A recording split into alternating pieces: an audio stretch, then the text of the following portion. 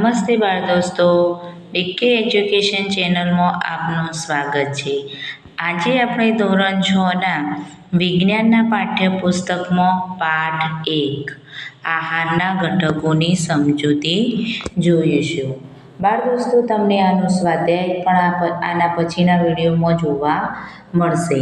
તો ચાલો આપણે પાઠની સમજૂતી જોઈએ. તો નીચલા ધોરણમાં આપણે એવા ખાદ્ય પદાર્થોની યાદી બનાવી હતી જેને આપણે ખાઈ શકીએ છીએ. ભારતના વિવિધ ભાગોમાં ખાવામાં આવતા ખાદ્ય પદાર્થો વિશે પણ આપણે ઓળખ મેળવી હતી તથા તેને નકશામાં અંકિત કર્યા હતા. એટલે કે આપણે જે ખોરાક ખાતા હતા તેના વિશે આપણે નકશો આખો બનાવ્યો હતો ધોરણ 5માં. ભોજનમાં આપણે રોટલી એટલે કે ચપાતી, દાળ અને રીંગણનું શાક હોઈ શકે છે. આ ઉપરાંત ભાત, સંભાર તથા ભીંડાનું શાક હોઈ શકે છે. આ સિવાય ભોજનમાં અપ્પમ, ઇડલી જેવી વાનગી, માછલી તથા શાકભાજી હોઈ શકે છે. દરેક વ્યક્તિ અલગ અલગ જ ભોજન ખાય છે. આપણે પણ દરરોજ અલગ અલગ જ ભોજન ખાતા હોઈએ છીએ. કોઈક દિવસ દાળ ભાત ખાઈએ, દાળ ઢોકળી ખાઈએ, ઢોસા ખાઈએ, ઇડલી ખાઈએ, ભીંડાનું શાક હોય, ફુલાવાનું શાક હોય, રીંગણનું શાક હોય, એમ દરેક અલગ અલગ હોય છે. જે લોકો માંસાહારી છે એ લોકો માછલી વગેરે ખાતા હોય છે. પ્રવૃત્તિ 1. સામાન્ય રીતે આપણા આહારમાં આજની બનેલી ઓછામાં ઓછી એક વાનગી તો હોય જ છે. અનાજની બનેલી બીજી વાનગી તરીકે દાળ અથવા માંસની કોઈ વાનગી તથા શાકભાજી હોઈ શકે છે. તેમાં દહીં, છાશ તથા અથાણાં જેવી વાનગીઓ પણ સામેલ હોઈ શકે છે. બરાબર ને? આપણે જે ખાઈએ છીએ એમાં એક અનાજની વાનગી તો હોય છે. ધારો કે રોટલો હોય, રોટલી હોય, ભાખરી હોય, ગમે તે એક અનાજની વાનગી હોય છે. અને એ સિવાય બીજું આપણે દાળ, શાક વગેરે હોય છે. અથવા તો માંસાહારી લોકોને માંસ હોય છે. આપણે દહીં, અથાણું વગેરે પણ વાનગીઓ ખાઈએ છીએ. વિવિધ પ્રદેશમાં આહારના કેટલાક ઉદાહરણો કોષ્ટક 1.1માં આપવામાં આવ્યા છે.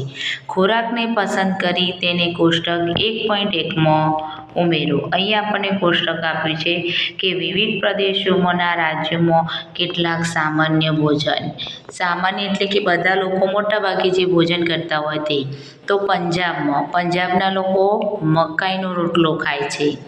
અને દાળ અને માંસની વાનગીમાં રાજમા અને વાલનો બીજ. શાકભાજીમાં એમનું સૌથી વધારે વપરાતું શાક સરસવનું શાક, સરસવની ભાજીનું શાક. અને એમને અન્યમાં દહીં અને દૂધ. તો આંધ્રપ્રદેશમાં અનાજની વાનગી તરીકે લોકો ભાત વાપરે છે. દાળમાં તુવેરની દાળ અને રસમ એટલે કે ચારું હોય છે.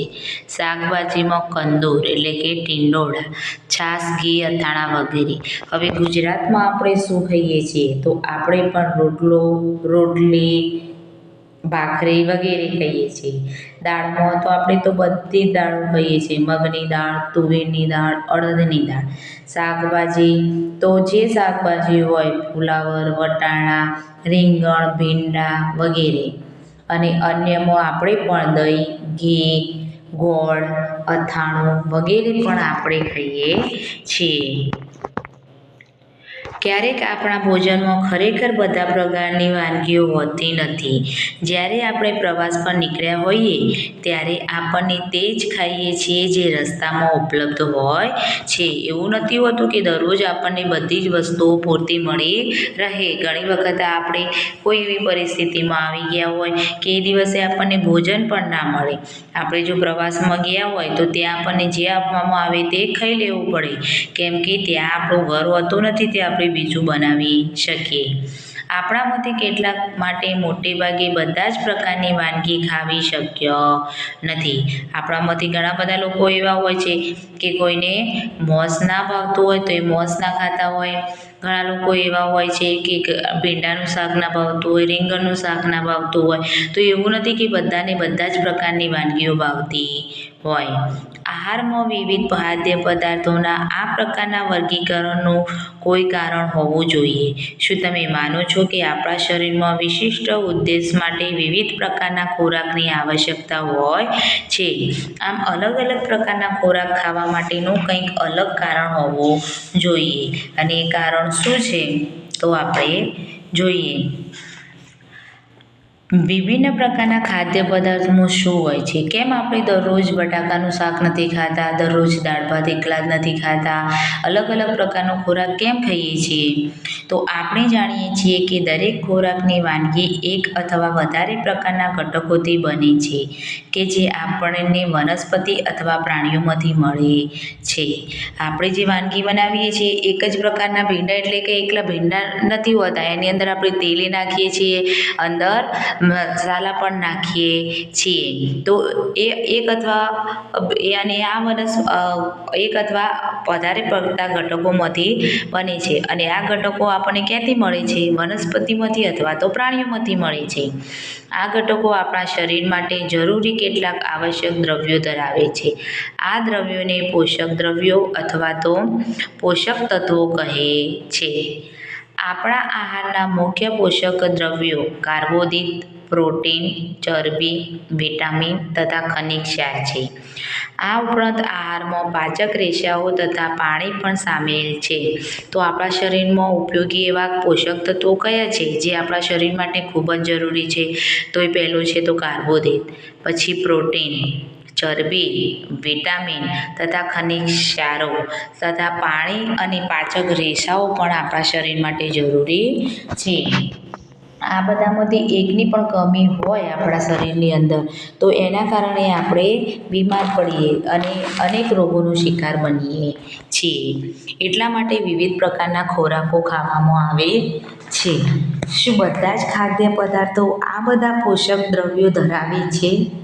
કેટલીક સરળ પદ્ધતિ દ્વારા આપણે તે ચકાસી શકીએ છીએ કે રાંધેલા ખોરાકમાં કે કાચી સામગ્રીમાં એક અથવા વધારે પોષક દ્રવ્યો હાજર હોય છે. તો એવું જરૂરી નથી કે એક જ પદાર્થમાંથી આ બધા પોષક દ્રવ્યો મળી રહે. અને આ પોષક દ્રવ્યો આપણને રાંધેલો ખોરાક અથવા તો કાચો ખોરાક એમાં દરેકમાં અલગ અલગ પ્રકારના પોષક દ્રવ્યો હોય છે. કાર્બોદિત, પ્રોટીન તથા ચરબીના પરીક્ષણ કસોટી અન્ય પોષક દ્રવ્યોના પરીક્ષણની સરખામણીમાં સરળ છે. ચાલો આપણે આ પરીક્ષણો કરીને આપણા બધા જ અવલોકનોને કોષ્ટક 1.2માં નોંધીએ. આ પરીક્ષણો કરવા માટે તમને આયોડિન, કોપર સલ્ફેટ તથા કોસ્ટિક સોડાના દ્રાવણોની જરૂર પડશે.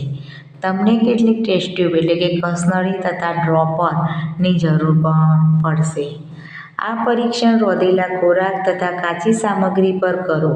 કોષ્ટક 1.2 આ પરીક્ષણોથી મળેલ અવલોકનોને નોંધવાની રીત દર્શાવે છે. આ કોષ્ટકમાં કેટલીક ખાદ્ય સામગ્રી દર્શાવવામાં આવેલી છે. તમારું પરીક્ષણ તે પૈકીની અથવા અન્ય ઉપલબ્ધ ખાદ્ય સામગ્રી પર કરી શકો છો. આ પરીક્ષણો સાવધાનીપૂર્વક કરો તથા કોઈ પણ રસાયણને ખાવાનો અથવા ચાખવાનો પ્રયાસ કરશો નહીં. આ રસાયણનો ઉપયોગ કરીને આપણે એક કોષ્ટક 1.2નું કોષ્ટક છે અને કોષ્ટકમાં આપણે ખોરાક ઉપર શું શું ક્રિયાઓ કરવાની છે અને શું ફરક પડે છે તે જોવાનું છે. જો જરૂરી દ્રાવણ તૈયાર સ્વરૂપે ન હોય તો તમારા શિક્ષક તેને અહીં બોક્સમાં દર્શાવ્યા મુજબ તૈયાર કરી શકે છે. તો એ દ્રાવણ કઈ રીતના બનાવી શકાય? કોપર સલ્ફેટ, આયોડિન અને કોસ્ટિક સોડાનું.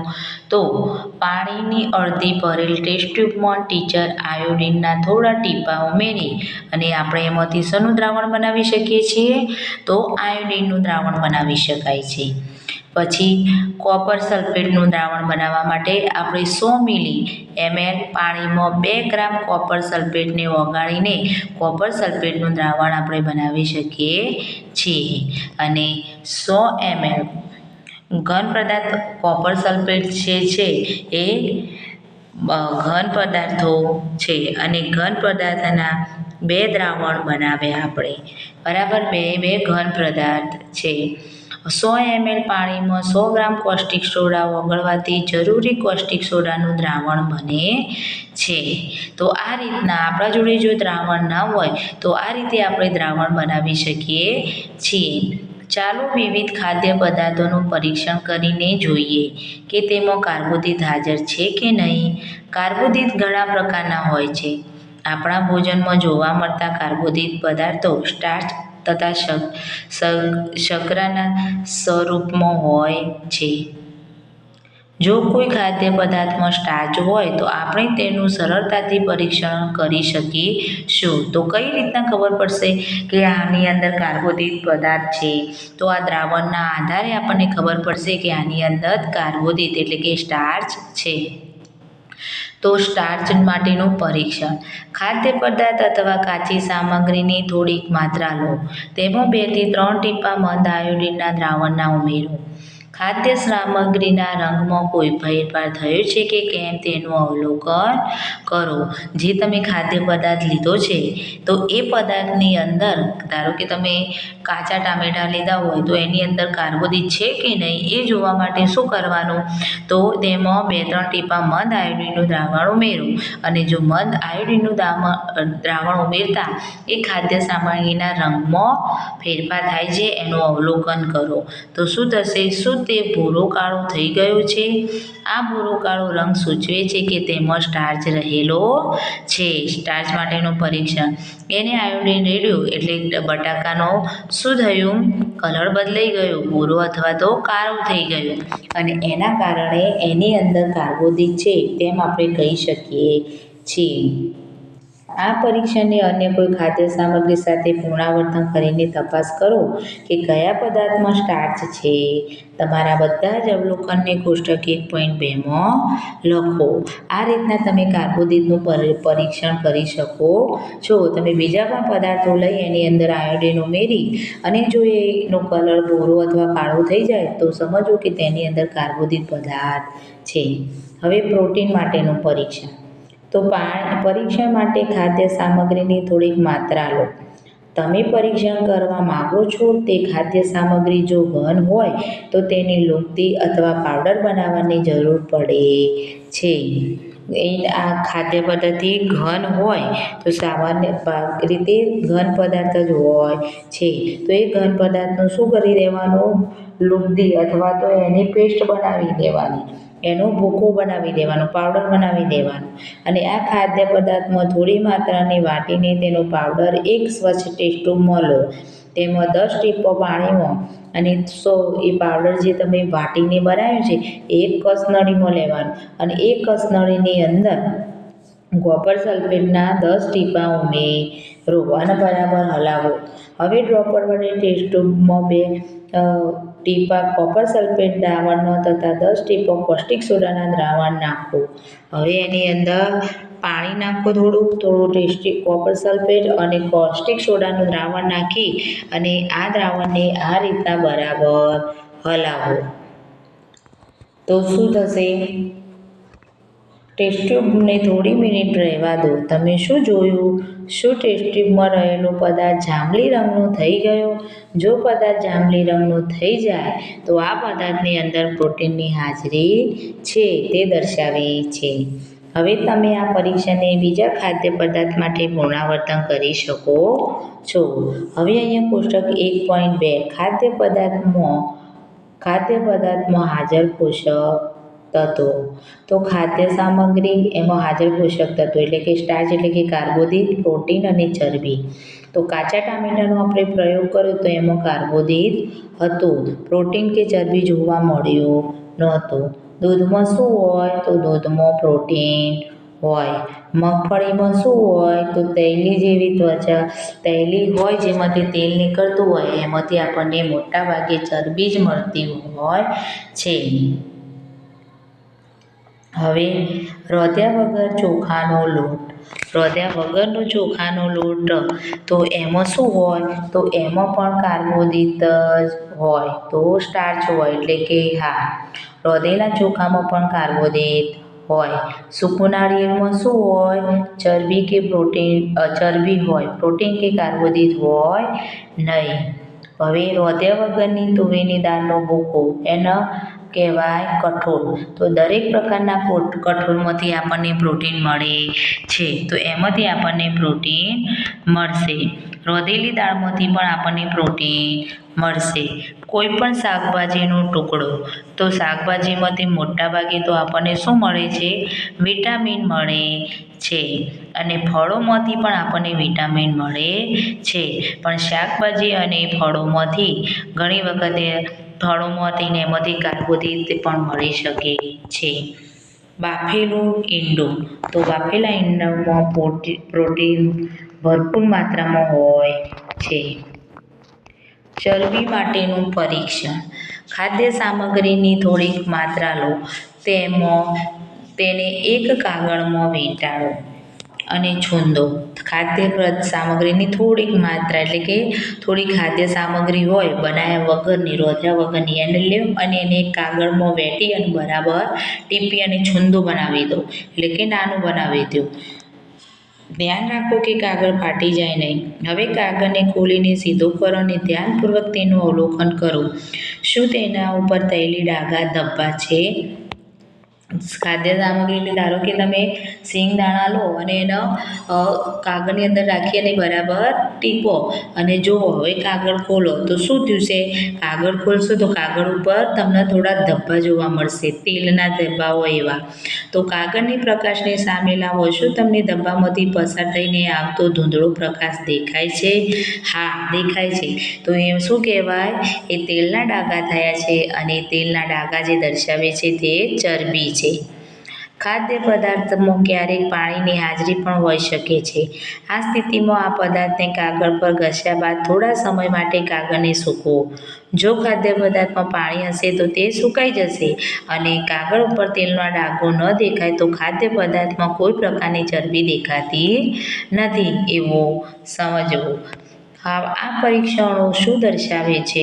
શું તમે પરીક્ષણ કરેલ તમામ ખાદ્ય પદાર્થમાં ચરબી, પ્રોટીન તથા સ્ટાર્ચ હાજર છે? શું કોઈ એક ખાદ્ય પદાર્થમાં એક કરતાં વધારે પોષક દ્રવ્યો હાજર હોય છે? તો ના, ભાગ્યે જ એવું હોય છે કે એમાં વધારે પડતા પોષક તત્વો હોય. શું તમને કોઈ એવો ખાદ્ય પદાર્થ મળ્યો કે જેમાં આમાંથી કોઈ પણ પોષક દ્રવ્ય હાજર ન હોય? તમે કોઈ એવો ખાદ્ય પદાર્થ લીધો હતો કે જેમાં આમાંથી કોઈ પણ પોષક દ્રવ્યો ના હોય? હા, તો શાકભાજીમાંથી આપણને કોઈ પણ પોષક દ્રવ્ય ચરબી કે મળે નહીં, એમાંથી તો વિટામિન જ મળે. આપણે 3 પોષક દ્રવ્યો કાર્બોદિત, પ્રોટીન તથા ચરબી માટેના ખાદ્ય પદાર્થોનું પરીક્ષણ કર્યું.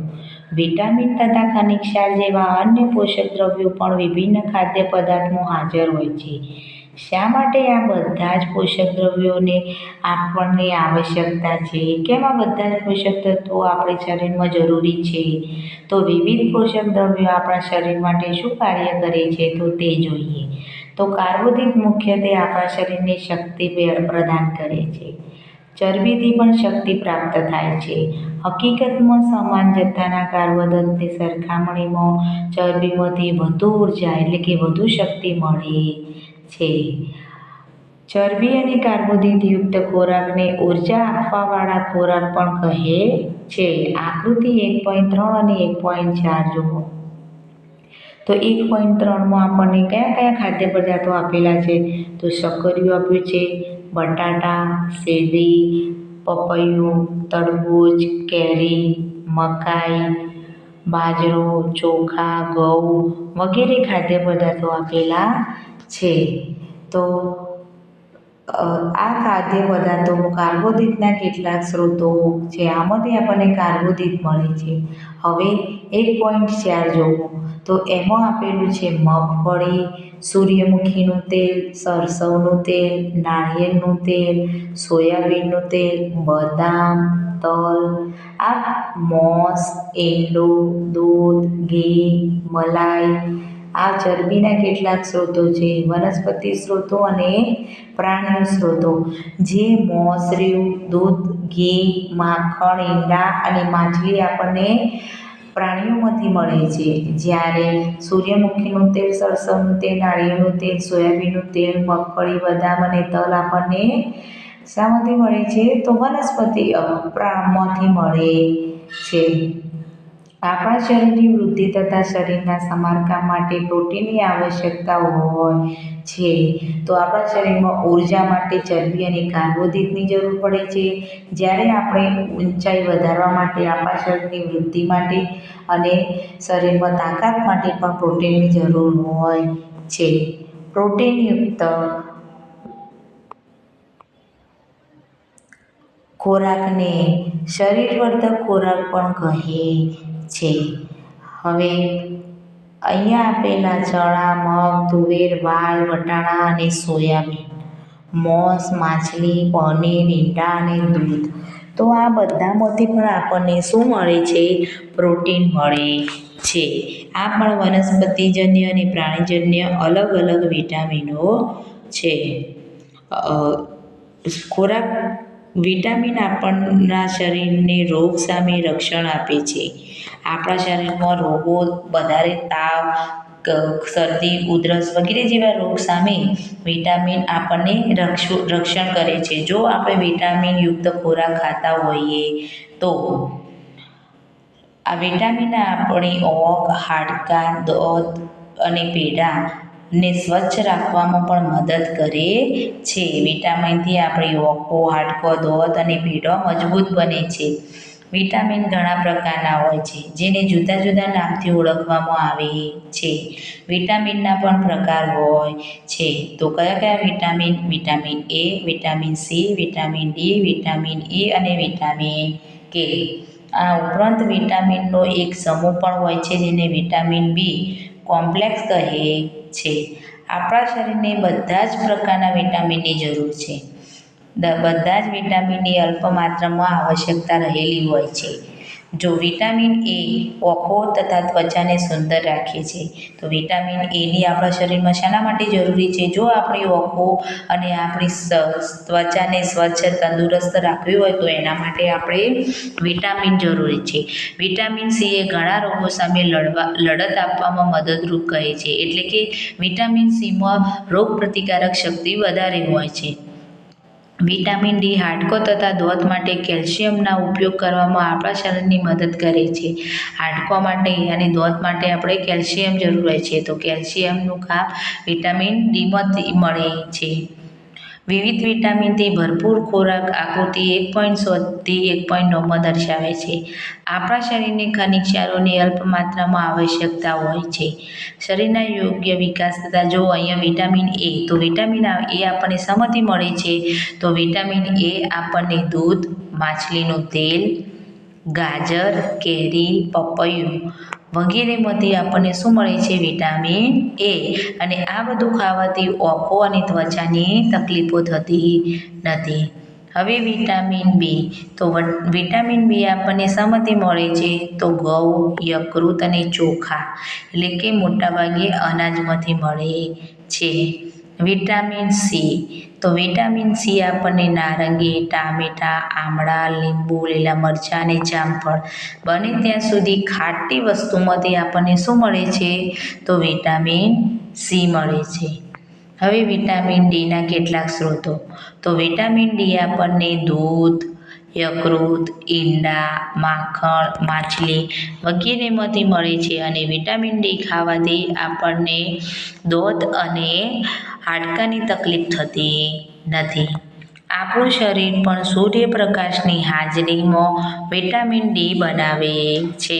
સૌથી વધારે વિટામિન ડી આપણને સૂર્યપ્રકાશમાંથી મળે છે. સવારનો તડકો, જે 10 વાગ્યા સુધીનો તડકો રહ્યો, એમાંથી આપણને વિટામિન ડી મોટા પ્રમાણમાં મળે છે. હાલના સમયમાં સૂર્યપ્રકાશમાં અપૂરતા પ્રમાણમાં રહેવાના કારણે ઘણા લોકોમાં વિટામિન ડીની ઉણપ સર્જાય છે. સારા સ્વાસ્થ્ય માટે પ્રત્યેક ખનિજ ક્ષાર આવશ્યક છે. વિવિધ ખનિજ ક્ષારો કેટલાક સ્ત્રોત આકૃતિ 1.10માં દર્શાવેલા છે.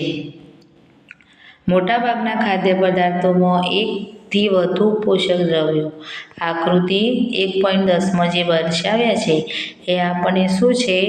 તો 1.10માં દર્શાવ્યા એમાંથી આપણને ખનિજ ક્ષારો મળી રહે છે. તો આયોડિનના કેટલાક સ્ત્રોતો. આદુ, માછલી છે, આ બધામાંથી આપણને શું મળે છે? દહીં છે, એમાંથી ખનિજ ક્ષારો, ફોસ્ફરસ, આ બધા ખનિજ ક્ષારો છે. દૂધ, કેળા, ચોખા, ઘઉં, આયર્નના કેટલાક સ્ત્રોતો તો સફરજન, પાલક, જામફળ, યકૃત, કેલ્શિયમ તો કેલ્શિયમ દૂધ અને ઈંડામાંથી મળે છે. તો મોટાભાગના ખાદ્ય પદાર્થો એકથી વધુ પોષક દ્રવ્યો હોય છે. તમે પણ કોષ્ટક 1.2માં અવલોકનને લગતા સમયે આ બાબત નોંધી હશે. જો કે આપેલી કાચી સામગ્રીમાં કોઈ એક નિશ્ચિત પોષક દ્રવ્યની માત્રા બીજા પોષક દ્રવ્યની માત્રાથી વધારે હોઈ શકે છે. આપણા મોટાભાગના ખાદ્ય પદાર્થોમાં પોષક દ્રવ્યો આપણને જોવા મળ્યા હતા, જે આપણે 1.2માં જોયા હતા. ઉદાહરણ તરીકે ચોખામાં કાર્બોદિતની માત્રા બીજા પોષક દ્રવ્યો કરતાં વધારે હોય છે. તો કાર્બોદિત એટલે કે સ્ટાર્ચ સૌથી વધારે શેમાં હોય? ચોખામાં હોય. કાર્બોદિત આપણને દૂધમાંથી પણ મળી શકે છે. અને આપણે કાર્બોદિતના આગળના સ્ત્રોતો જોયા હતા. તો કાર્બોદિત આપણને કેરી, તરબૂચ, પપૈયું, શેરડી દરેકમાંથી મળતો હતો, બરાબર. પરંતુ ચોખામાંથી સૌથી વધારે કાર્બોદિત મળી રહે છે. આ પોષક દ્રવ્યો ઉપરાંત આપણા શરીરને પાચક રેસા તથા પાણીની પણ આવશ્યકતા હોય છે. પાચક રેસા વૃક્ષાંશના નામે ઓળખાય છે. આપણા શરીરમાં કાર્બોદિત, પ્રોટીન, ચરબી, વિટામિનની સાથે સાથે ખનિજ દ્રવ્યો અને એ બધાની સાથે પોષક રેસાઓ, જેને આપણે વૃક્ષાંશ તરીકે ઓળખીએ છીએ, તે પણ જરૂરી છે. આપણા ખોરાકમાં વૃક્ષાંશની પૂર્તતા વનસ્પતિજ પદાર્થોમાંથી થાય છે. વૃક્ષાંશ આપણને શેમાંથી મળે છે? વનસ્પતિ પદાર્થોમાંથી જ મળે છે. તે પ્રાણીજન્ય પદાર્થો એટલે કે દૂધ, દહીં, માખણ, છાશમાંથી મળતા નથી. વૃક્ષાંશ આપણને શરીરના કોઈ પણ પોષક દ્રવ્યો પ્રદાન કરતા નથી, છતાં પણ તે આપણા ભોજનને આવશ્યક ઘટક છે. તે આપણા શરીરમાં કોઈ પણ પોષક દ્રવ્યો પ્રદાન નથી, એટલે કે કાર્બોદિત, વિટામિન કોઈ પણ આપતા નથી, છતાં પણ એ આપણા શરીર માટે જરૂરી છે અને તેનો જથ્થો વધારે છે. રેસાઓ અપાચિત ખોરાકને આપણા શરીરમાંથી બહાર કાઢવામાં મદદરૂપ થાય છે. એટલે કે જે ખોરાક આપણા શરીરમાં પચ્યો નથી, એ ખોરાકને બહાર કાઢવા માટે આ પાચક રેસાઓની જરૂર છે. પાણી આહારમાં રહેલા પોષક દ્રવ્યોનું શોષણ કરવામાં આપણને મદદ કરે છે. તો પાણી એ પોષક દ્રવ્યોને શોષવામાં મદદ કરે છે. તે કેટલાક નકામા પદાર્થોને મૂત્ર તથા પરસેવા સ્વરૂપે શરીરમાંથી બહાર કાઢવામાં પણ મદદ કરે છે. વધારે પડતું પાણી પણ આપણા શરીરમાં જો આવી ગયું હોય તો આપણે પેશાબ કરીએ છીએ અથવા તો પરસેવાથી આપણા શરીરમાંથી બહાર નીકળી જાય છે. સામાન્ય રીતે આપણા શરીરને જરૂરી મોટાભાગનું પાણી આપણે જે પ્રવાહીઓ લઈએ છીએ તેમાંથી જ મળે છે. આપણને પાણી સૌથી વધારે પાણી પીએ છીએ, એના સિવાય પણ આપણને દૂધ, જે પ્રવાહી ખોરાક આપણે કહીએ છીએ, જ્યુસ પીએ, દૂધ પીએ, ચા પીએ, કોફી પીએ, તેમાંથી મળે છે. જેમ કે પાણી, દૂધ અને ચા. આ ઉપરાંત આપણે જે ખોરાક વધીએ છીએ તેમાં પણ પાણી ઉમેરીએ છીએ. ચાલો જોઈએ કે કોઈ અન્ય સ્ત્રોત આપણા શરીરને પાણી પૂરું પાડે છે કે કેમ. તો એ ઉપરાંત આપણે જે ખોરાક વધીએ છીએ એમને એમ તો ચડતો નથી, એની અંદર આપણે પાણી રેડીને ચડવીએ છીએ, એમાંથી પણ આપણને પાણી મળે છે. પ્રવૃત્તિ 3. ટામેટું અથવા લીંબુ જેવું કોઈ એક ફળ લો, તેને નાના નાના ટુકડા કાપો. શું આવું કરતી વખતે તમારા હાથ ભીના થાય છે? આપણે જ્યારે ટામેટું કે લીંબુ કાપીએ ત્યારે એનો રસ આપણા હાથમાં રહે છે, એટલે કે આપણા હાથ ભીના થાય છે. તો હા, જ્યારે પણ તમારા ઘરમાં શાકભાજી અને ફળને કાપવા, છોલવા કે પીસવામાં આવે ત્યારે ધ્યાનપૂર્વક તેનું અવલોકન કરો. તો શું થશે? એમાંથી થોડું ઘણું પાણી પણ આપણા હાથમાં આવે છે, આપણા હાથ પલળે છે. શું તમને એવા તાજા ફળ કે શાકભાજી વિશે ખ્યાલ છે કે જેમાં પાણીનું પ્રમાણ ન હોય? એવું કોઈ શાકભાજી કે ફળફળાદી છે કે એની અંદર પાણીનો ભાગ જ ના હોય? તો ના હોય. આપણે જોઈએ છીએ કે ઘણી ખાદ્ય સામગ્રી પોતે પાણી ધરાવે છે. કેટલાક અંશે આપણા શરીરની પાણીની જરૂરિયાત આવા જ પાણીથી પૂર્ણ થઈ જાય છે. આ ઉપરાંત કેટલાક ખાદ્ય પદાર્થને રાંધતી વખતે પણ આપણે તેમાં પાણી ઉમેરીએ છીએ. છીએ. આપણે કાચી સામગ્રી કહીએ કે રોધીની કહીએ, પણ તેની અંદર પણ પાણી રેડીએ છીએ અને આના કારણે આપણા શરીરની અંદર પાણી જળવાઈ રહે છે. હવે સમતોલ આહાર. સમતોલ આહાર કોને કહેવાય? તો સામાન્ય રીતે સમગ્ર દિવસ દરમિયાન આપણે જે પણ ખાઈએ છીએ તે આપણો આહાર છે.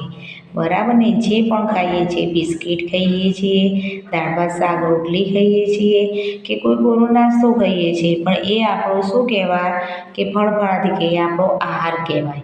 શરીરની વૃદ્ધિ અને સારા સ્વાસ્થ્યને જાળવી રાખવા માટે આપણા આહારમાં શરીર માટે જરૂરી બધા જ પોષક દ્રવ્યો પૂરતી માત્રામાં હોવા જોઈએ.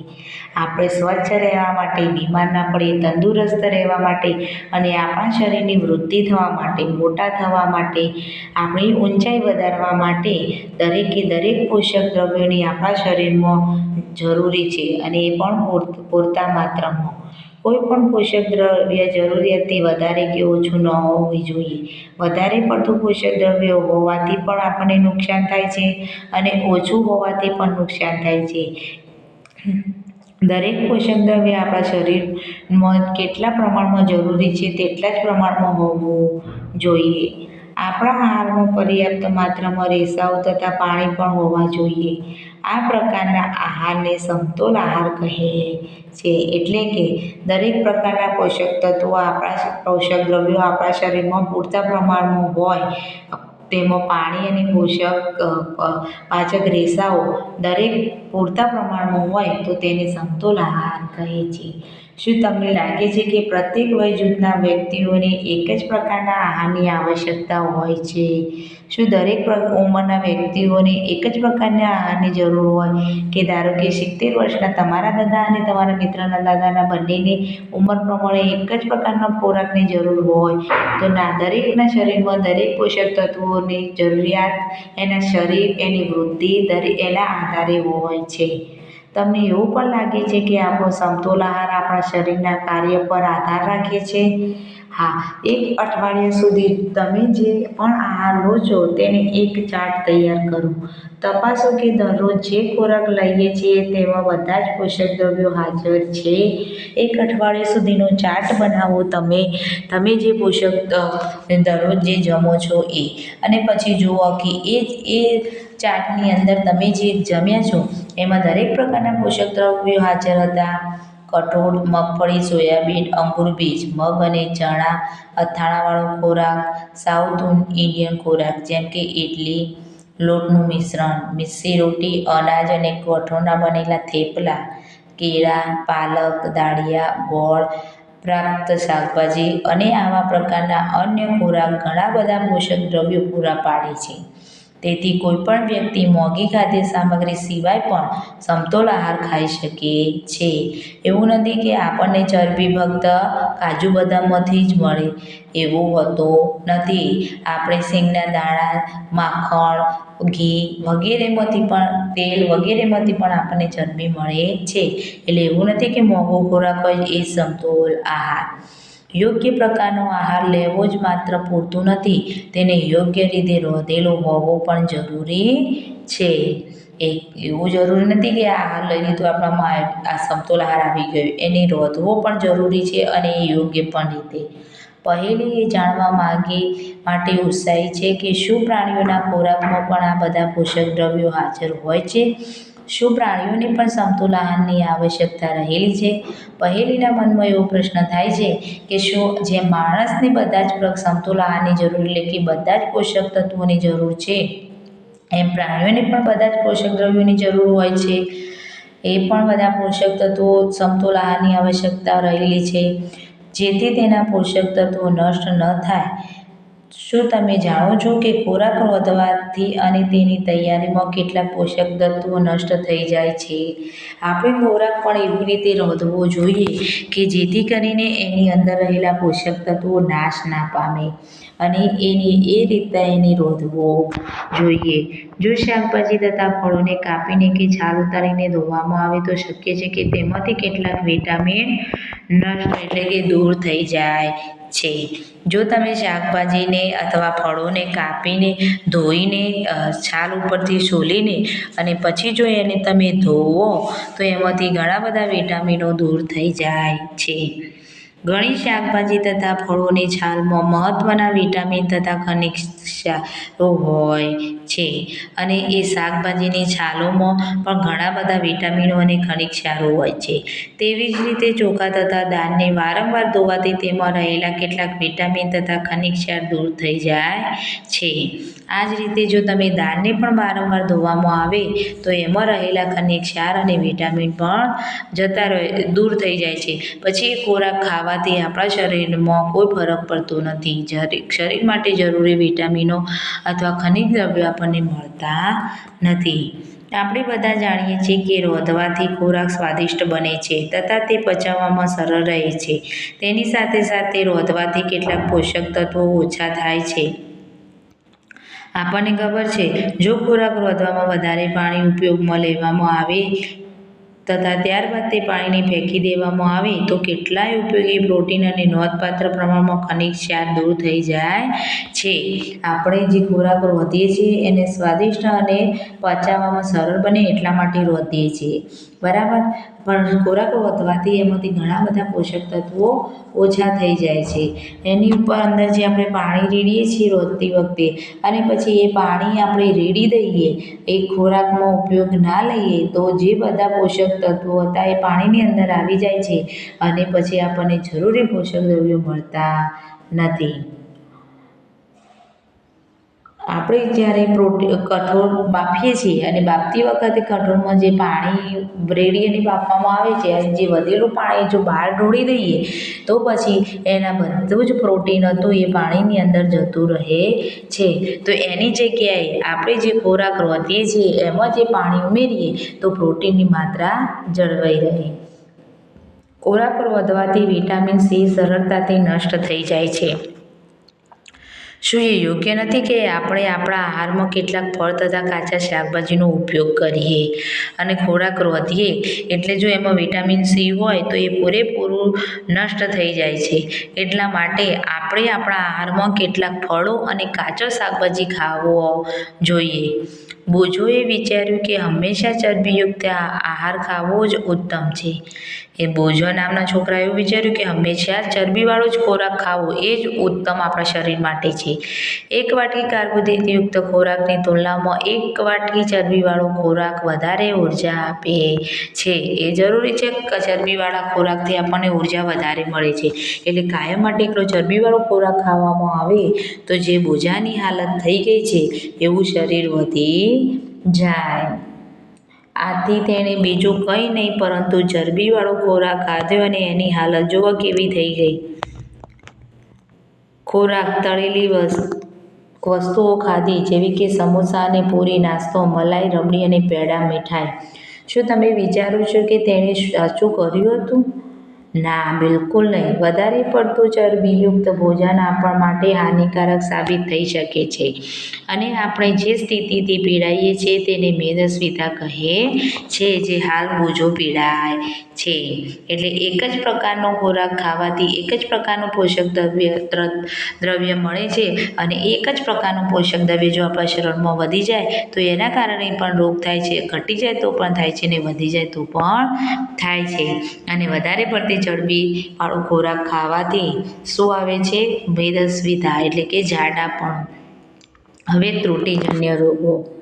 વ્યક્તિ પોષણ માટે પર્યાપ્ત ભોજન લઈ રહ્યો છે પરંતુ ક્યારેક તેના ખોરાકમાં કોઈ ચોક્કસ પોષક દ્રવ્ય હોતું નથી. જો આવું લાંબા સમય સુધી રહે તો વ્યક્તિ તેની ઉણપથી પીડાઈ શકે છે. આપણે આ પોષણ માટે જ ખોરાક લઈએ છીએ પરંતુ એ ખોરાકમાં બધા જ પ્રકારના પોષણ આપણને ના મળે તો શું થાય? તો એની ઉણપ આપણા શરીરમાં આવે અને ત્રુટિ એટલે કે ઉણપ આવે. એક કે તેથી વધુ પોષક દ્રવ્યોની ઉણપ આપણા શરીરમાં રોગ કે વિકૃતિઓનું કારણ બની શકે છે.